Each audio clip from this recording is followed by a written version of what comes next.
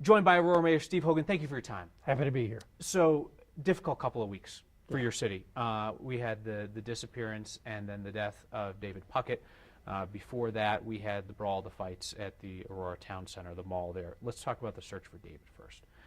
There are hundreds of people who came out to look for him. I have no doubt that if police didn't literally call people off so they could bring in the dogs, there would have been thousands. I think there would have been. Aurora is a caring community.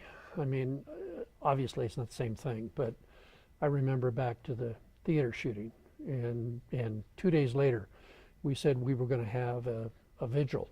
10,000 people showed up. That's the kind of community Aurora is. We've talked a lot about the Amber Alert system and how it worked or didn't work in this case. And the sad fact is it probably wouldn't have mattered no matter what, based on what we know now. But it is a good opportunity to look at how the system works.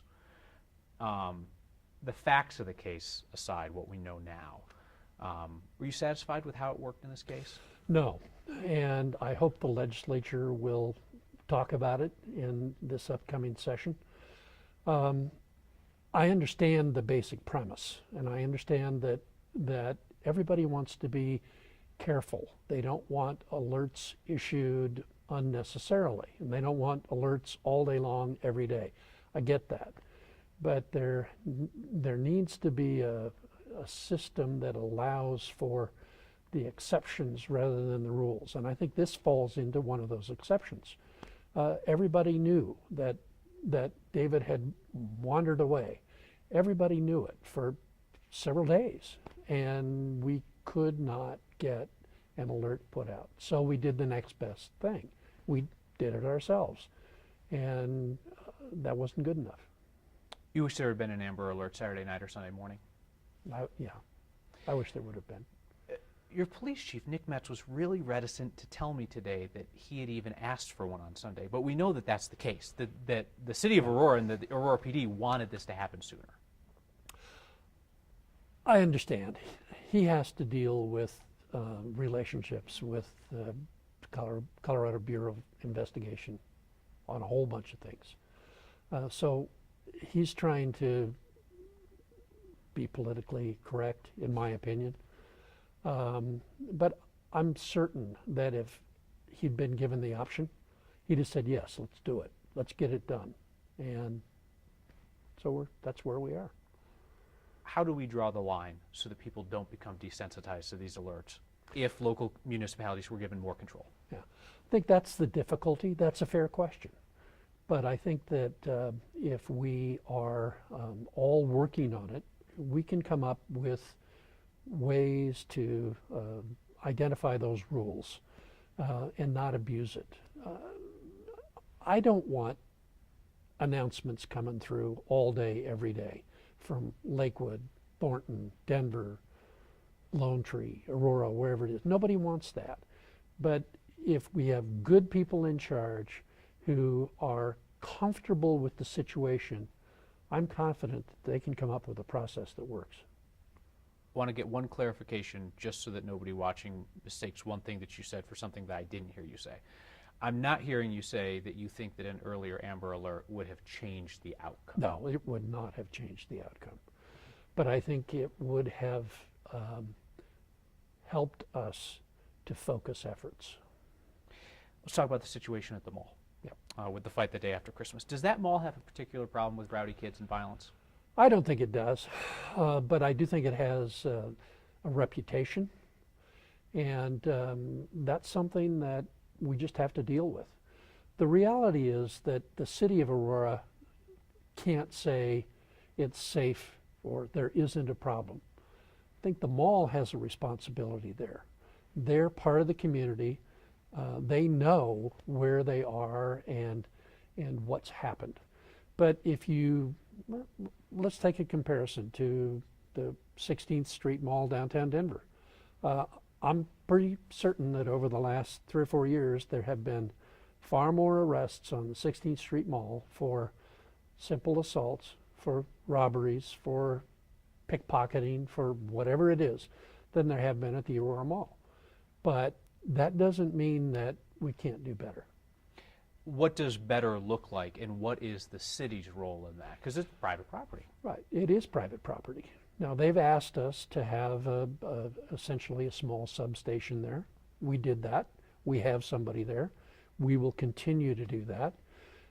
We've done some homework too since last week.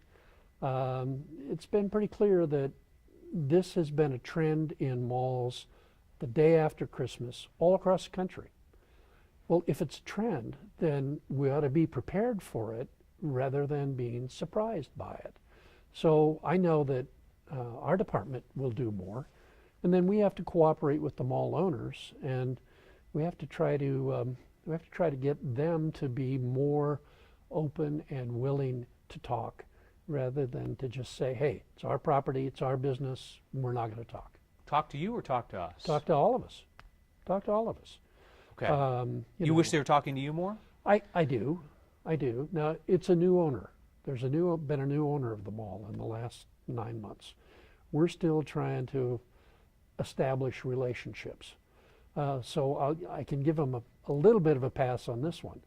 But I would hope that in the future there would be more conversation, better conversation, regular conversation. Aurora Mall is not going to be there forever. It's 30 years old. It's existing in a time when Amazon and Walmart and everybody else are talking about a new kind of marketing and a new kind of distribution. We ought to be talking about what's the future for the Aurora Mall as much as what's happened there in the last 30 years. What do you see for the future? I think it's an ideally located piece of property for a whole host of things, whether it's office buildings, some continued retail, housing. It sits right next to one of the new R-Line light rail stations, walking distance. It could be renovated like numerous other opportunities across the country with older malls. Mm-hmm. Is that a conversation you'd like to have with the owner about what they could do there other than what's currently there? I think that's a conversation that's got to happen within the next 5 to 10 years, whether it's a conversation that I'm involved with or the next mayor is involved with. That conversation has to happen. I want to circle back to something you said about this becoming a known trend that the day after Christmas there's violence issues in the mall. Based on what you know now, do you feel like they were kind of caught flat-footed there and shouldn't have been? Yeah, I do feel that way. If there was knowledge that this was kind of happening and had been happening for several years now in malls across the country, we should have done it. And we probably should have done better. And I've been in contact with both the city manager and police chief and indicated that. You mentioned the fact that you don't think that space has a particular issue that's not seen in similar spaces where people congregate and gather. What do you think the perception of the Aurora Mall is? The perception is worse than that. Candidly, it is worse than that. I don't know why, but it is. And one of the things that we as the city of Aurora have been trying to do is deal with not only the perception of the Aurora Mall, but what we find as a perception of the city itself. I remember way back when Aurora used to be called Saudi Aurora because it was out on the eastern plains.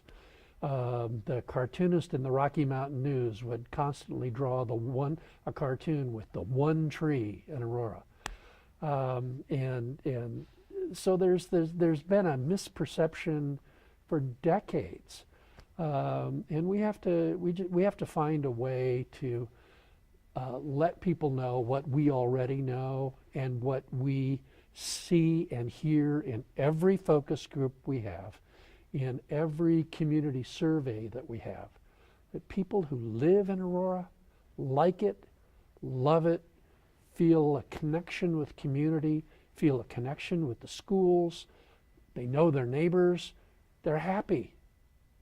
It's just everybody else who doesn't believe that.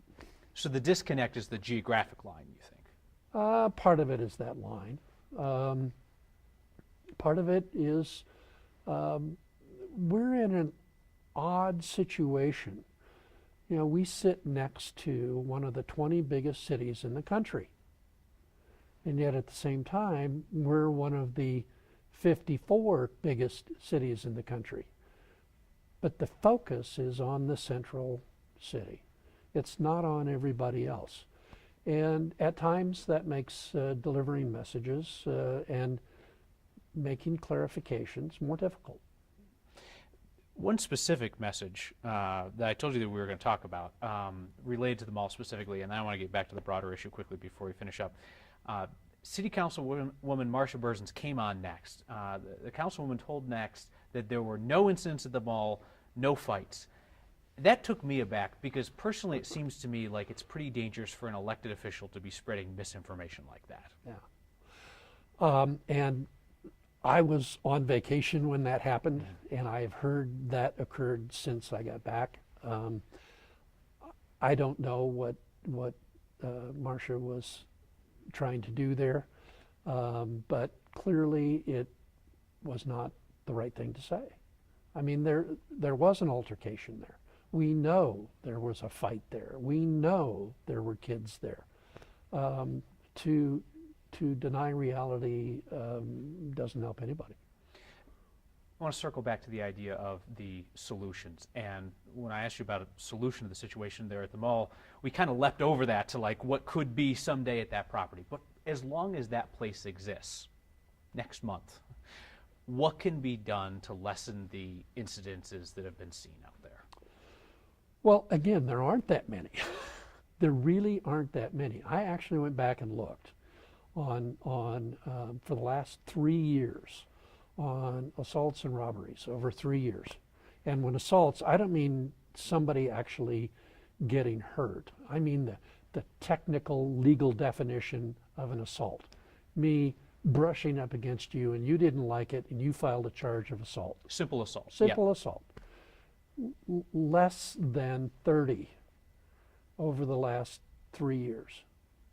Nothing major. And so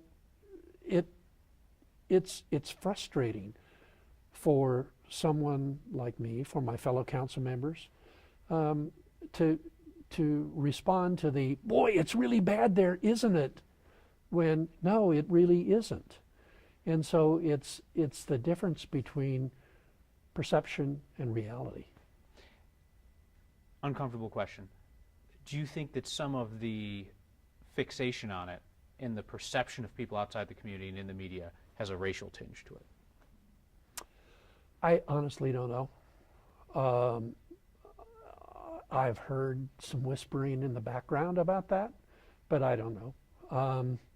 I just know that the Aurora Mall has been, or the town center of Aurora as it's now called, has been the central shopping location in Aurora for 30 years.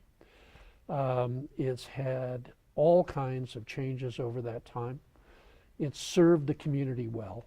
If I walk in there today, I will see the same kind of diversity that Aurora has. I will see African Americans. I will see Caucasians. I will see Asians. I will see all nations shopping in that mall.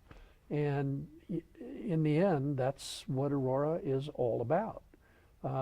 We're the most diverse city in Colorado. It's not Denver, it's Aurora. And we're proud of that fact.